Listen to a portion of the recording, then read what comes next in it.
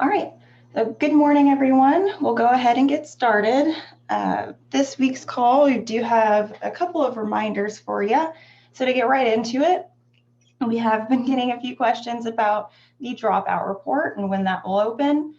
Right now, the dropout report that is scheduled to open in the WAVE is scheduled to open soon.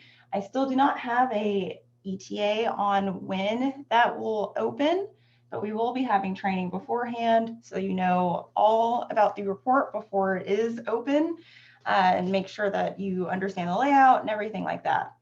So again, don't have an ETA right now on the dropout report, but it will be opening soon. We're hoping that it should be released sometime in March. Moving forward, the annual statistical report, or the ASR at the student level, that'll also be opening soon. Right now, we're slated to open that report on March 1st.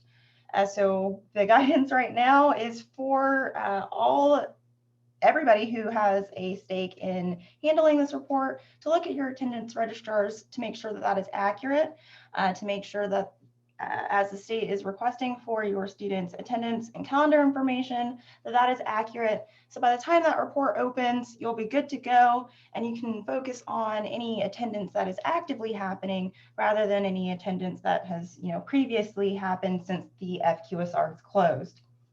So again, ASR student level will be opening soon, scheduled to open on the 1st.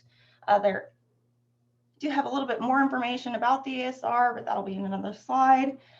So last report update, the graduation part-time Q3 report is also scheduled to open on the 1st. So do make sure that if you do have any students that are to be reported on this report, that you have a good handle on which students those are and that you have those STNs handy. So that report can be a breeze for you as well. So I did say that I had a couple more bits of information to tell you about the ASR. And 3 bullet points that I wanted to cover today. I was letting you know that since the FQSR, we have in the background been making some improvements to hopefully make this report go a lot smoother for those of you who have gone through that report. And thank you, Lori. I did mention to look at your attendance registrars, but you're also going to want to look at your calendars as well to make sure that that is looking appropriate, especially with these weather days that we've had over the last couple of weeks. So back to the improvements that we've made. For those of you who have had issues with the list of absences that are showing for your students, say you had a attendance clerk go in and massively update a bunch of students from being present to absent or absent to present. And those changes were not being reflected on the ASR. You had to come and send us an email or give us a ring and ask for your attendance information to be cleared and repulled from your student information system. We have improved on that to make it so that if a record is not sent to us within a specific time frame, so we request for attendance on Tuesdays, Thursdays, and Saturdays without prompt. This is an automatic process that goes out around 6 a.m. on those days that I just mentioned, Tuesday, Thursday, and Saturday. So if a attendance record is not sent to us within a specific time frame that we've set, so right now, if it's not sent, if you send us an attendance record on Tuesday, but we don't see that record again, and we've requested for information on Thursday and Saturday, by Monday morning, that record will no longer be active in our system. We'll still have it, but it will no longer show up on reporting unless it is set up to send again from your student information system. So this should help out with a lot of the manual clear and repulling that our office has had to do over the last few years that this report has been open. Hopefully this makes everything go a lot smoother for everyone involved.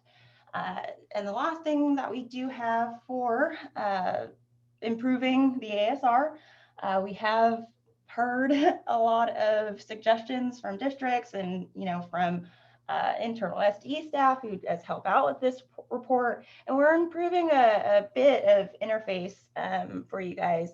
I want to tell you a little bit more about it, but we're still finalizing a document that we'll share out with you, so you don't have to, reference back to this video to see what changes we've made. We will have that in writing for you, and as soon as we can get that out, we will share that through all the channels that we can. Just to give you a sneak peek though, not a sneak peek, but to give you a heads up, one thing that we have changed is for those of you who have elementary schools with students who have converted grades, we've made it so that those students kind of stick out more so than others. As I know that some of you are trying to quickly reference, between the state report and a district-made report. So we've tried to make it a lot more user-friendly for those of you who are looking at it from one end or another, as well as adding information on to find missing students to make it a lot easier for you to understand why we're putting a student in Find Missing Students for any reason, and things like that. But again, like I said, we will be sharing a document with you guys that'll go over every change that we've made to the report. And if there are pictures that we are including with that, that'll be there too. So stay tuned.